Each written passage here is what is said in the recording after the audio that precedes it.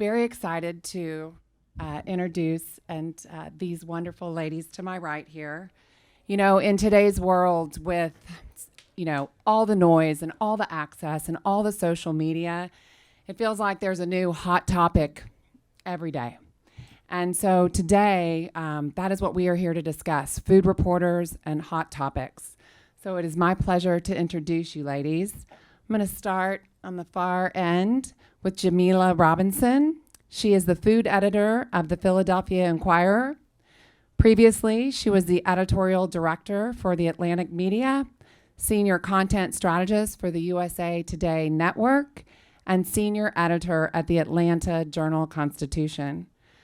She is also the chair of the James Beard Foundation Journalism Committee, which organizes the highest honors in food media, and also she serves as a coach and mentor for the James Beard Fellowship Program. So awesome work.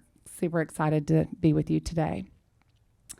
Then next, we've got Toni Tipton-Martin.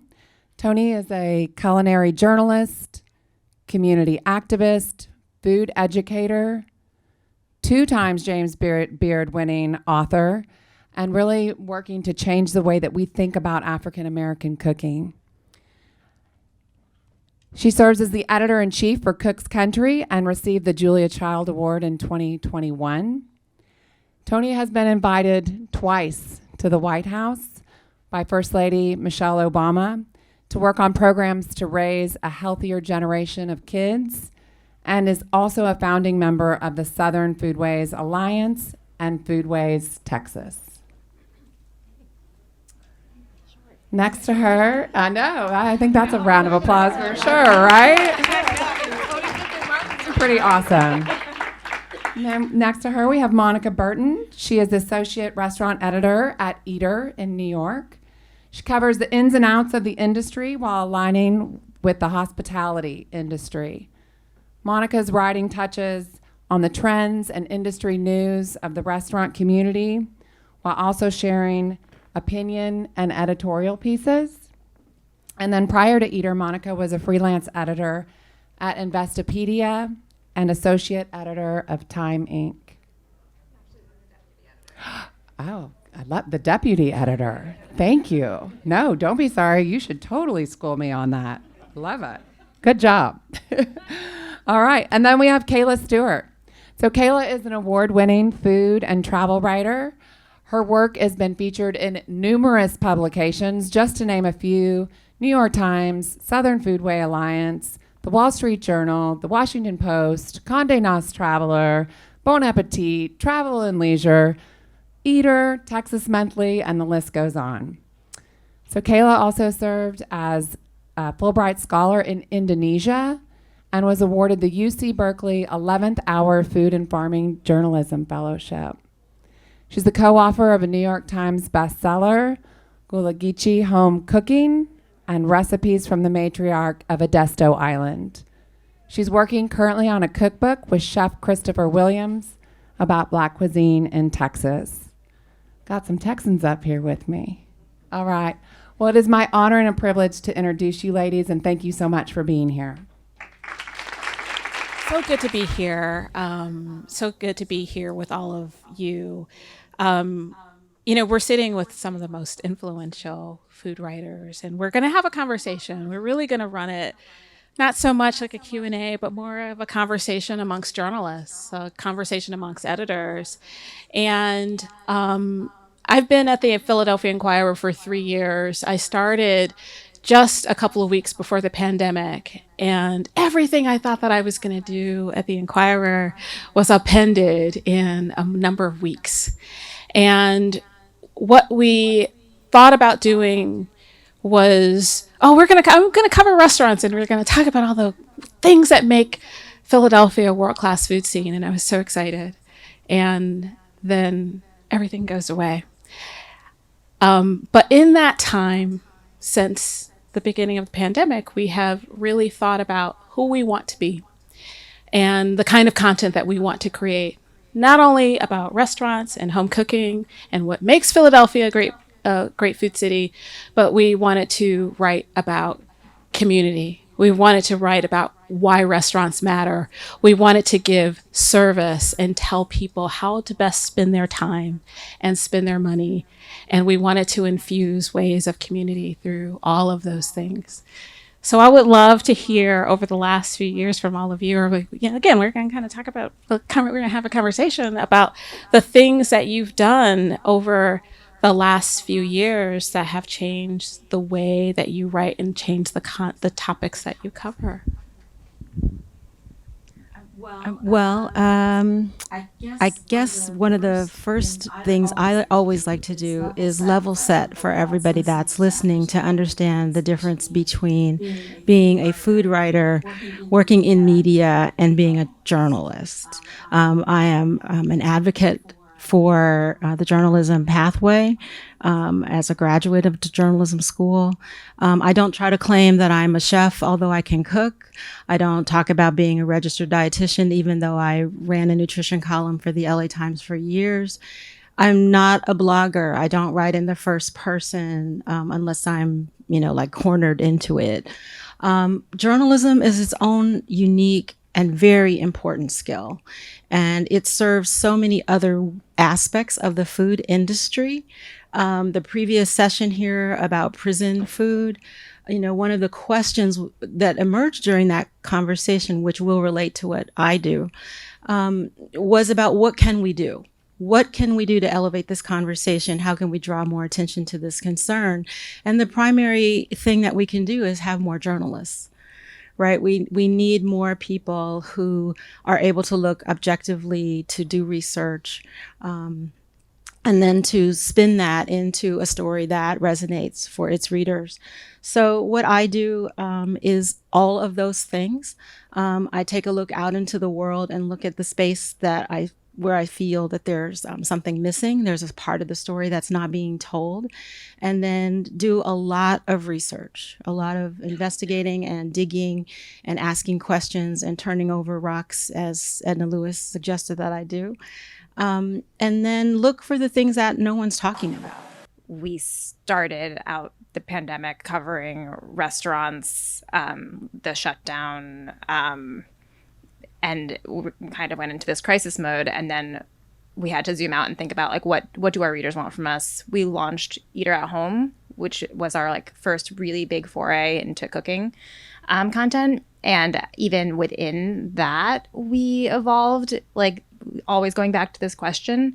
I think we started out thinking our readers were people who went to restaurants a ton and maybe didn't spend much time cooking. And then I think we've realized that they have greater cooking skills than we gave them credit for. And so we've evolved our content in that direction.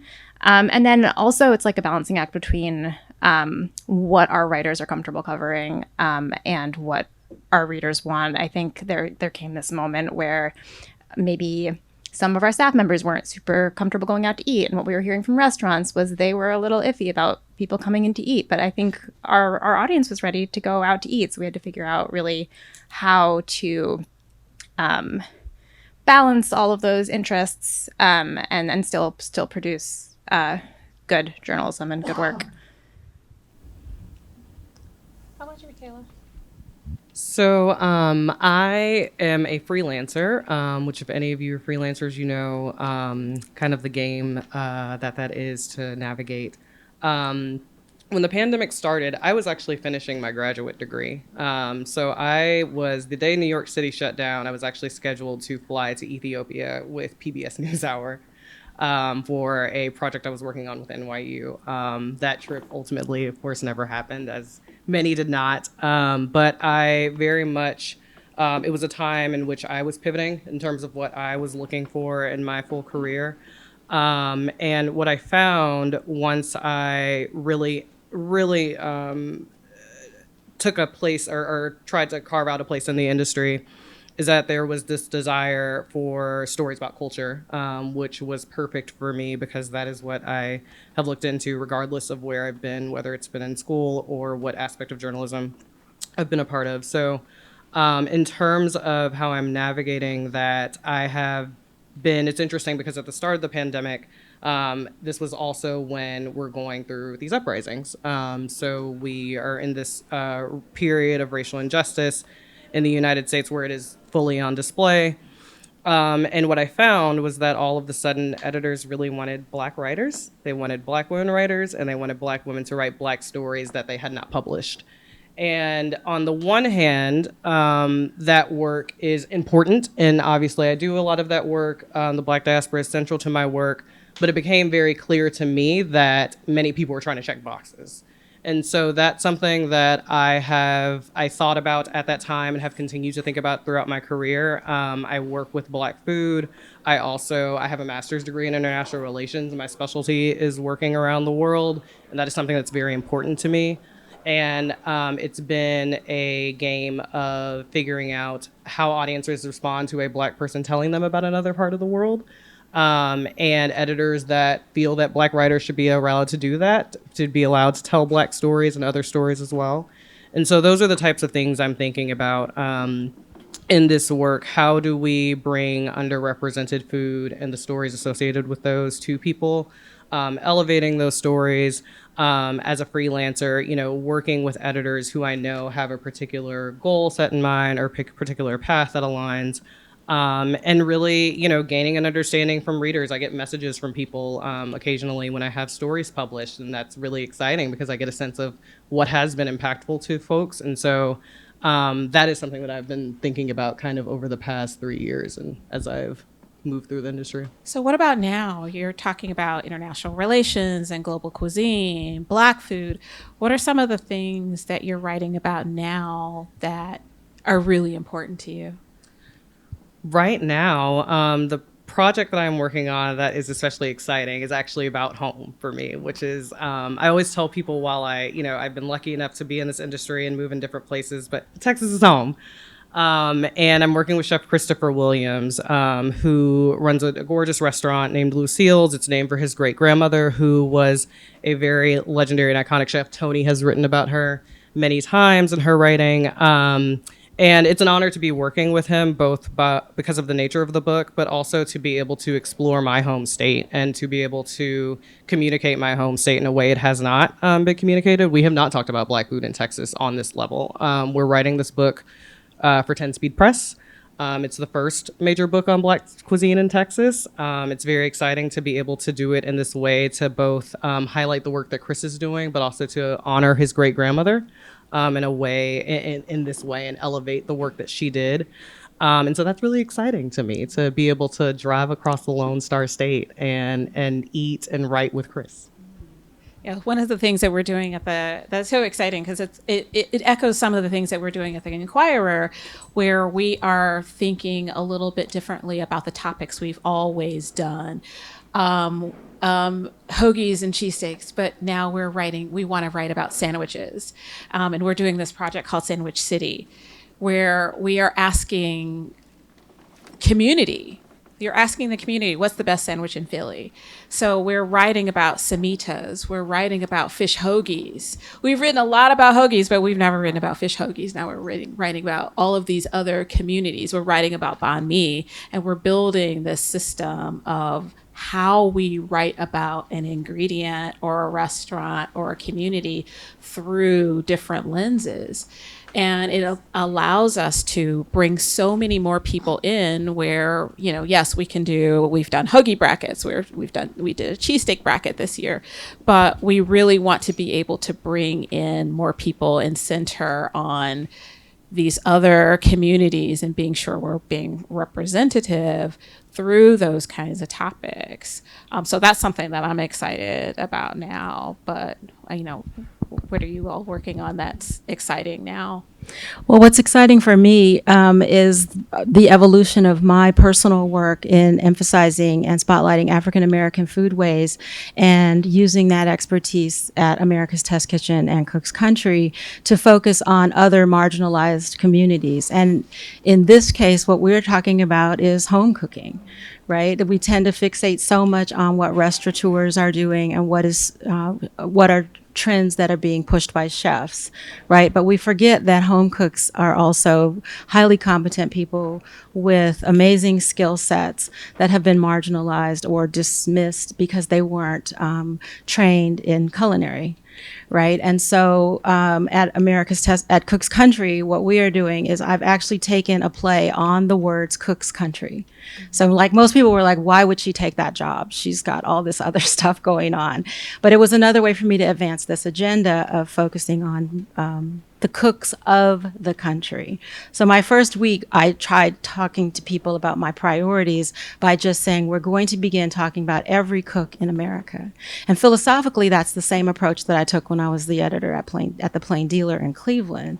They wanted a very highfalutin kind of approach to storytelling and wanted to, for me to use my access in California to bring that to Cleveland. And I was like, but there's so much amazing food here in Cleveland. Why aren't we talking about these great communities and spotlighting their food instead of talking about Fiddlehead Ferns and whatever Michelle Richard was doing at the time? And so I've brought that same energy to Cook's Country, right? But it's all confined within the walls of the building. We have this amazing facility in Boston, and recipes are tested 40 times. They're sent out to survey. Like there's this entire business built on our expertise in developing recipes and in some ways the theory that we improve them. And that really rubbed me the wrong way when I went there. I felt like these are recipes that belong in communities and we're trying to give those recipes back. So a really good example of that is in our archives. So nobody go fishing around our archives. I'm doing the best I can to get it changed, but we had a recipe which speaks to the time, right, that we were in. People were not talking about the uniqueness of cultural foods. Pre-pandemic, we didn't have access to all kinds of unique ingredients, right? If you couldn't get it at your grocery store, you pretty much couldn't make this dish. So I'm trying to give a little bit of room to people that were not always being as equitable. But we had this recipe that required, it was for mini chocoflanes. And they're little cakes that require an ingredient called cajeta. And we went through lots of machinations creating a substitute for cajeta, which is very scientific, it's very helpful, it's very methodical. It helps you if you don't have access to it. But 10 years later, you can get cajeta anywhere, right? And so what we're doing is kind of scrubbing the archive and doing more of that kind of evolving of stories. We are telling more of the truth. We're looking for more authenticity. And we're also doing something that's new for America's Test Kitchen, which is reaching out into the chef community. Previously, we were not sourcing recipes in the way that we are now. We had one column that we call On the Road, where my editorial director travels the country and interviews chefs and brings back local techniques and then helps people at home reproduce those. And now what we're doing is spending a lot more time talking to experts. We're bringing in subject matter experts. So I have a freelance article in every issue. Because we don't have that competency, and we're growing to have that competency, but we don't have it yet. But that doesn't mean that we don't want to tell those stories, and those stories aren't important to our readers as everyone becomes awakened, right? Wokeness isn't just for one part of the community. We're ensuring that the readers who formerly didn't have to be woke can be very gradually introduced to woke topics, to unique cultures, to new ingredients. And you can have Thai holy basil at your front door in 24 hours through Amazon. So we're doing a lot more. We're taking a more authentic approach, and authentic is a very tricky word. So what we're just saying is it's authentic to you. You know, you might make yours one way, I'll make mine the next way, but telling the story allows us to have room to say it's unique and authentic to you. And that's what's really what we've been doing, is focusing on telling the truth of the stories. What's happening at Eater New York now? I'm on the national side, so, but I am based in New York. So yes, I can also speak to that. But we are... we are always kind of, I feel like the way my role right now is I I manage all of our writers, and I feel like the way I look at leadership and the way that that we've always kind of run our site is that we really lean into the passions of our writers. And what we are all thinking a lot about right now is labor. I think we're in a really interesting moment with union activity, and Vox Media is unionized, and so our writers are coming at it from like a very personal perspective, and I think it's only going to continue to be a thing that we are talking about and thinking about a lot as we think more about how people can work in restaurants sustainably, especially coming out of the pandemic. And I think that is something that like the whole team is very passionate about, is like the lives of restaurant workers and like how this industry can be sustainable. But then on the other side of that, I think we are so interested in doing reporting and like covering these big serious stories. So on the other side of the coin is we're also trying to think about how we can approach things with more joy and have more fun at work and have fun with food and have fun talking about food culture. And so I think like going into the summer and like that is something I'm very excited about trying to play around with, like how we can all do silly things too, in addition to the big important work. What are some of the kind of stories that you're doing that are bringing those kind of joy? Well, we're doing a wedding food package, and I think weddings are something that everyone has an opinion on, and I think there's lots of opportunity for fun within that. I hope it ends up being fun. That actually sounds really amazing. Because that's something we talk a lot about, because the last few years have been so much struggle and strife, supply chain, labor, trying to figure out all the ways in which we can cover labor. And it can be tricky when you're trying to, the way that food covers every single sector of the economy, the way you have to write about immigration, the way you have to explain the supply chain and why you can't get salmon this week, or why chicken wings, at your bar have gone super high. But I think it's really interesting that we are trying to find more joy. We are trying to, at the Inquirer, for example, we're doing more guides, more service, more things that, taking our reviews out to Citizens Bank, to the ballpark, and eating our way through different kinds of neighborhoods, eating our way, doing the Jollof Rice Trail, and finding the joy, ways that other people find joy. And I think that's a really important topic, because food is so serious and can be, especially when we've had so many problems in the industry, how we cover chefs, how we even talk about the labor on the other side, because we've done so much, chef worship and all of that. And that's something that we've really pulled back away from and tried to spend more time helping people understand the creativity and the industry and things like that. So we would love to hear, how you're finding those kind of joyous stories and picking those spots, whether it is how you do profiles or the people that we're looking at.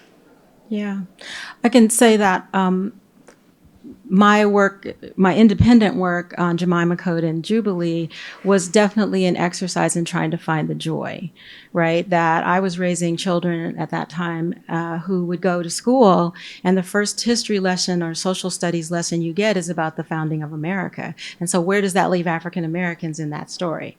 My kids are the only Black kids in a suburban school. They come home, oh, we're the slaves, we didn't contribute anything. Right. And that's such a downer story. But I also did not want to approach African-American food history in a Pollyannish way. Right. And so that's why truth seeking is so important, because if you are able to just distract from, strip down from all of the noise, right, and the various representations, and just look for, I know truth is an individual, there's my truth, your truth, and the truth. But if you examine from several different angles, you are able to arrive at what might not be a joyous story, but perhaps it can be a more uplifting story. Maybe there's a story that of a topic that can be celebrated. And so that's what we're doing now at Cook's Country as well. Right now, they're sending me photographs from the photo studio where they are photographing our cover for October, November, which is a feature on Sean Sherman. This is a very provocative step for Cook's Country, America's Test Kitchen. And we spent several days with Sean in the restaurant and came back and made sure that the entire staff cooked from his book.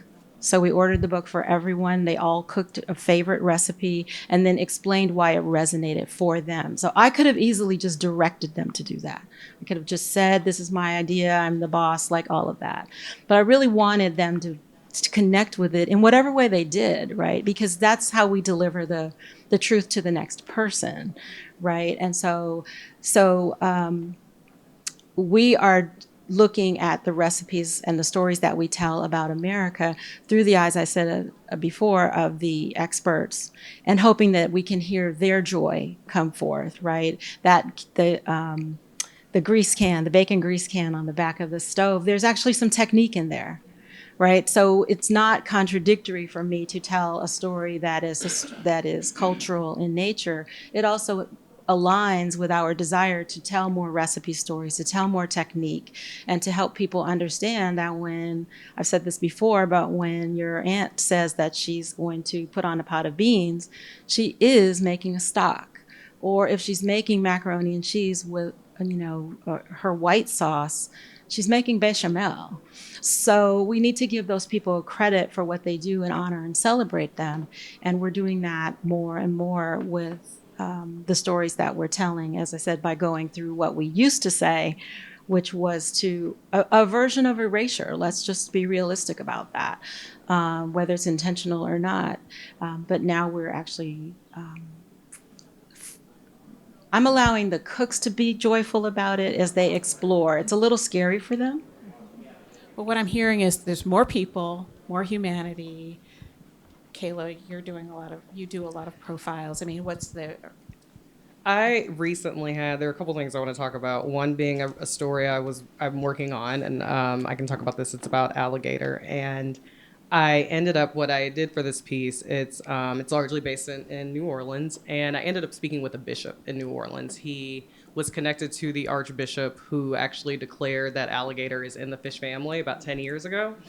And so I ended up speaking with them. He talked nonstop. He was so excited to talk to me. I mean, I asked maybe a question and a half. He was so thrilled. He was so excited. He was like, I think they sent me to you because I'm the alligator expert. And he was just, this guy, he was just over the moon to be interviewed. And it was one of those pleasant sort of like industry reminders that people really want to tell their stories. And like food is fun. It is. And he took it very seriously. He's, this person, so he's a priest, but he also is an alligator hunter, which is interesting, but it's like whatever. But yes, he was very much so just thrilled to chat, as was everyone else with the story. Relating to what Toni was saying, in terms of the story of joy, one of the things I'm most excited about in addition to the book is I'm getting ready to head to Colombia, and I've been very intrigued and interested in the ways in which Black people eat and have informed food around the world. So this is something that I'm personally digging into in my career and looking for opportunities to do that work. With Chris, it's interesting because when we were working on the book proposal and kind of framing out what we wanted to do, something that he made very clear and that we talked about was that he wanted this book to highlight joy. He did not want it to be a book drowned in the story of sorrow. And to Toni's point, the reality is it's also Texas. And Texas right now is still Texas. Like I love my home. I love Houston, but I'm not going to lie to you about the realities of what Texas is and the realities of Texas enslavement and the realities of how those traditions and the ways in which the government of Texas operates has impacted Black people, Latinos, queer people, indigenous, all groups. And so we're not shying away from that. However, what we are trying to do is express what I think is the duality of Black life, right? So I think that as Black people, the reality is that, at least for me, and I don't want to place this on everyone, but we exist in this state of knowing this painful history and knowing how this inevitably shapes our lives, whether people want to admit it or not, it does still. But we are also a joyous people. I'm thinking about dinner that we had over this weekend and Frankie Beverly coming on and our faces lighting up. And when I think of Blackness, I don't immediately think of sorrow. I don't immediately think of the pain. I think of what it meant to grow up in a Black home and to know good music and to know good food and to be encouraged to look at things in an expansive way. And so when I think about my work and what's exciting to me, I'm hopeful that I'm communicating that message in my work, and if not, communicating it more in the work down the road, both in the work I do in terms of Black food and outside of Black food. Just one more quick example. So I lived in Indonesia for a grant program, and I have remained connected to the Indonesian community here. And it was another story. I did this for Gravy. It was an Indonesian restaurant in Atlanta. I actually went by, anytime I go to a city where I know there's a large Indonesian community, fairly large, I'll definitely give the restaurants a shake, which I did here, by the way. Went to Sky Cafe the other day. But there was one in Atlanta, and I was surprised. I didn't know the city very well. They were so friendly. They were so kind, and I ultimately ended up, and the food I would say is probably the best Indonesian food I've had in the United States at this place, but ended up doing a story on them. These people have sent me 9 million things about how to visit Indonesia, about a friend I can talk to, about this person who can help me with this book. I mean, people value not only when their stories are told, but when they're told well. When you take the time to listen to them, when you do your research prior to going into an interview with them. I didn't go to these, mind you, I lived in Indonesia, but still, I didn't go to them not knowing what their food is and not knowing the basic foundations of what they're cooking. And so again, in thinking about what's exciting to me, it's about being able to connect with people, being able to build that sort of trust that even if I'm not a part of the culture, there's a sort of care for it, and allowing these different stories to be told in this way is something I'm thinking about a lot. Talk to me a little bit about how got it. Okay. Can I do one more before the Q&A? Okay. I'm getting the high sign because these are always great conversations, and it always goes really fast. But I would love to hear about some of the topics that are probably emerging from social and the way that the different platforms are impacting your coverage. I mean, we talk a lot of, TikTok is driving a lot of topics. The people we talk, the profiles that we want to do. Oh, this chef has 5011 TikTok followers, or this person is emerging, or they're doing some things that are not on social at all. And so I would just quickly want to hear that, so then we can turn it over to you and you can throw questions at us. Social media has brought us like this whole new area where people are like living their lives and interacting with food culture. And so it's become a really big topic for us. We have like one writer in particular, Bettina McAlenthal, who's like just so good at like finding those moments and talking about them. And I think it's really become like an important aspect of like the buckets of culture that we cover on Eater, because that's like where people are living their lives. And then also just as a media organization, it's important for us to try and be flexible and like be where the people are. And that's TikTok, that's Instagram, that's social media. Yeah, we're struggling with that. To be honest, we have a reputation for rigorous food testing, recipe development, and you can't always convey that in a 10-second video.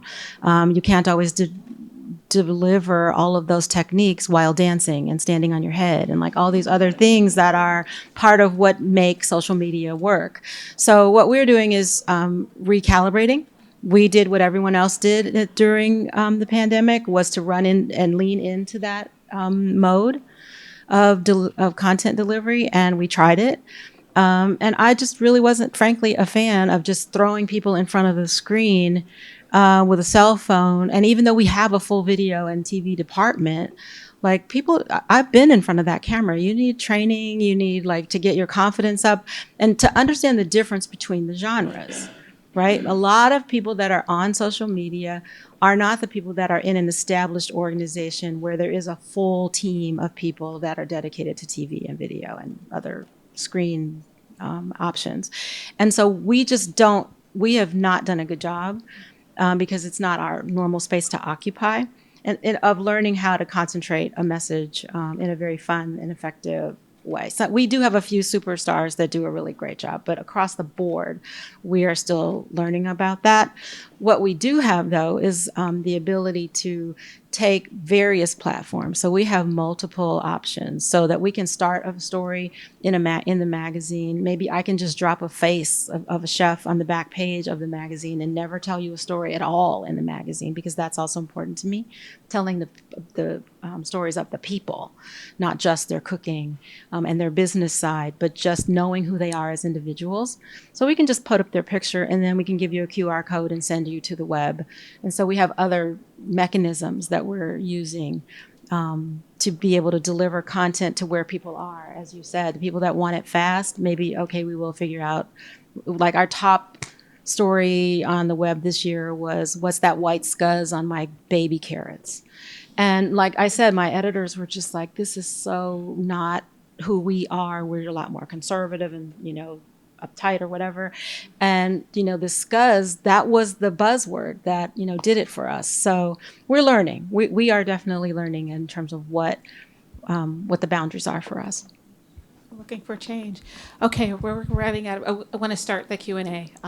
Throw questions at us. The ruler, the great I just total respect for all of you up there. First of all, what is the scuzz on the white carrot? I didn't see that. It's the water. So they spray, they spray them with a little bit of water to keep them from drying out, and then they get this slick, slimy thing on the outside of them. So we were encouraging people to just peel peel carrots. I just didn't know that. Okay. Yeah. I just want to talk about about social media and the challenges of influencer culture on journalism, and also I think probably restaurateurs feel a little bit hamstrung by the influencer culture. We had a kind of a situation, I don't know if y'all remember the butterboard phenomenon, which we actually wrote about too, I have to say. And I just recently, just in some research, found out that came out of Justine Snacks, who did the original butterboard video on TikTok that got 500 views, actually works for the Dairy Management Inc. And so, there's so now and again, we also fell for it, but there's this whole world in which, corporations hiring influencers, things get on TikTok, it becomes journalism. I think that's becoming increasingly a challenge. Like, how do you avoid, just because it's big on TikTok, is it journalism? And then also, how much influencers have effect on, in the restaurant culture and where people eat. And anyway, just it's kind of a monster, TikTok in its way, and where it meets with journalism. I want to start that one. You're the most appropriate. I actually find it really annoying, and some of my staffers are here, my colleagues are here, and you will see in our Slack channel that's annoying, that's absurd. Why are we chasing after that? And I think as journalists, we get to set the table on taste level. And if we find absurd, but 500 people, and this thing is running on TikTok and it's showing up on your feed, we can dissect that. Now, if we want to talk about beautiful butters, here are 10 butters you actually want to eat, that's service. But the thing about TikTok is that it is a level of entertainment and it's entertainment. It is not necessarily expertise. And so I find it really important to work with my staff on solidifying our expertise and moving into that. I was talking to some students from Notre Dame this morning, and they said, isn't that your competition? No, we are the biggest players in town. The Philadelphia Inquirer defines dining in Philadelphia. And we are setting the table. We are telling you what's important, why restaurants matter. So I don't have to follow someone on TikTok. Now, what we can do is these are the most interesting things that we are finding on TikTok this week. And we can have some fun with that, and we can play with that and do the for your page and this and that. And we can talk about the culture, but we don't have to follow and chase after those things because we actually legitimize them. And then next thing you know, I'm writing about a chicken man that I don't want to be writing about. Or scars on your carrots. And then and then there's the milkshake duck, and we fall for it. I will also say that the other thing that I think is important is really thinking about the restaurant culture and having relationships with your local media. And it doesn't have to be in conflict with each other. It doesn't have to be adversarial, so that you understand what our goals are. We want to be the definitive voice for dining in Philadelphia. And so when we're talking about the restaurants that we think are the most important on the East Coast, in Philadelphia, and nationwide, we want to have that relationship and talk about why restaurants matter, because it's helpful for us. This is how we make our money too. There is a real motivation for it. So we want to tell you the top 10. And we can talk behind, I think everybody in this room knows who my number one is. And we can talk about that. And then the way that we review restaurants, that there is criteria. There are things that we are looking for. Some things that you see on TikTok are not reviews. That's just people talking about restaurants. What we do is actually give you context, help you understand what's happening in kitchens. That's why we threw out the bells, the former stars. I don't believe them. I think they're absurd. If you take an Uber and you click 5 stars just for getting there without running into anything, and then you give them a tip too. No, what we want to do is tell you why that restaurant matters, and that's how we are writing about it. And so what we want to do is influence the influencer culture so that they have more expertise, that they are actually coming to us to understand why restaurants, how to add context, how to add information, and then change the conversation and change the language. So you're not saying, is this restaurant worth it? That restaurant should probably cost more. And that's the difference between having journalists who do that and having influencers who are doing whatever. We have a level of expertise and professionalism and education, and we've spent a lot of years defining these things. So let us do that work for you. All of that as it relates to magazines. But just I want to add to that where we are and what's I think a topic and a trend that we need to be addressing is skills development to that end, right? That the internet has been a great democratizer, and it certainly was beneficial to me when the industry was not interested in hearing the message that I wanted to present. I took my book to the internet, and that's how I was able to draw attention to my content. So you can find your tribe and you can speak only to them, but without the skills that allow you and enable you to translate your message to broader communities, bigger audiences, that's what we do. We don't only speak to one single group that's our fans, our followers, our peeps. Like we are trying to universally speak a message out into the world. And so we need more people trained in this way to do this. There was a young woman in one of the earlier sessions that said she was at the beginning, I don't see her now, at the beginning of her food writing career. And I was really hoping that she would hear this messaging, right? That food writers, blogger, I don't mean any disrespect to anybody, but those are different skill sets. They require you to pursue a different way of writing, a different philosophy about ethics. There's just so many things that go into having a journalism background.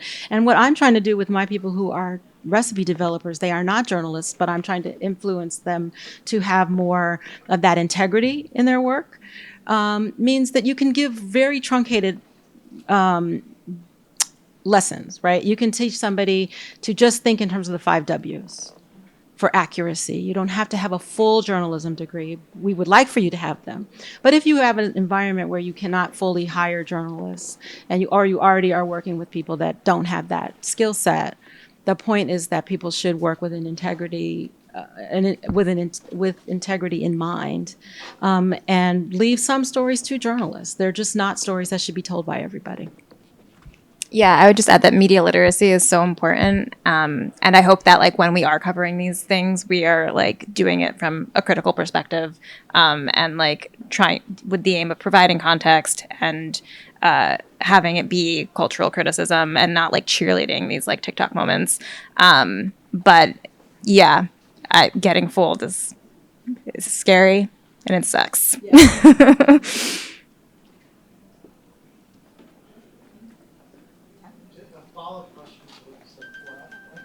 Can you hear me? I'll talk about the other voice.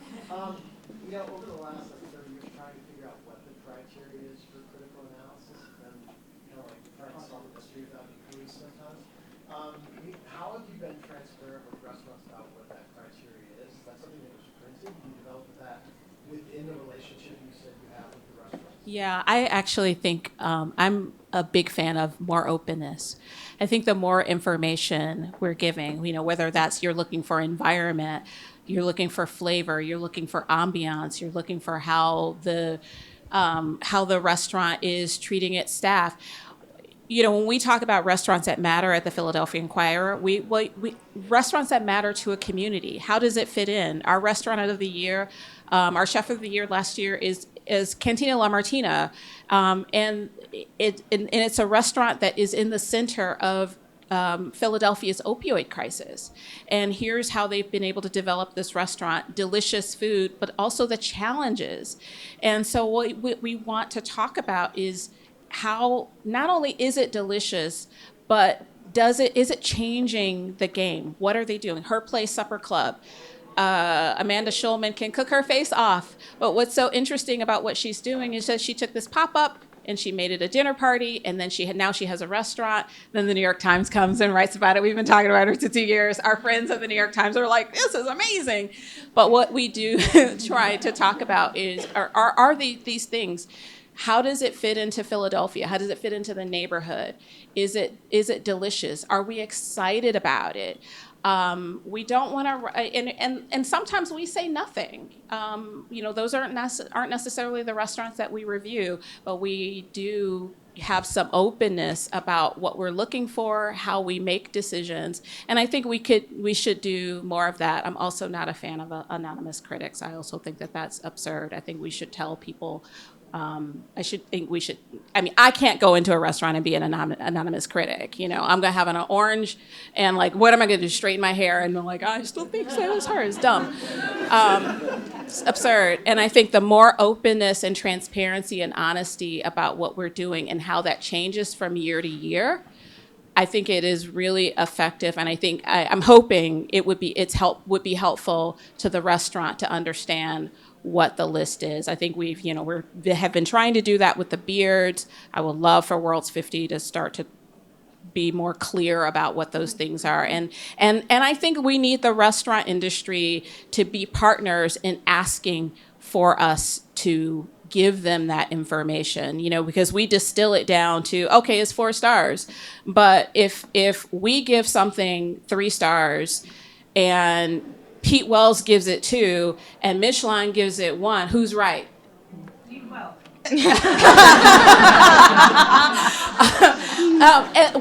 point of that example is that it all matters and it's all true, and we can say these things, but I think we have to break down this idea that somehow we are in conflict with each other. I think that we dialogue about it with ourselves. I don't think we have a dialogue with that. We both monologue. I think you're right, and I'm hoping that we will start to do more of that, and that does not mean that somehow, if you're assaulting somebody, that we're not going to write about you, or if you're stealing wages, that we're not going to do it. But we can tell you how we make decisions.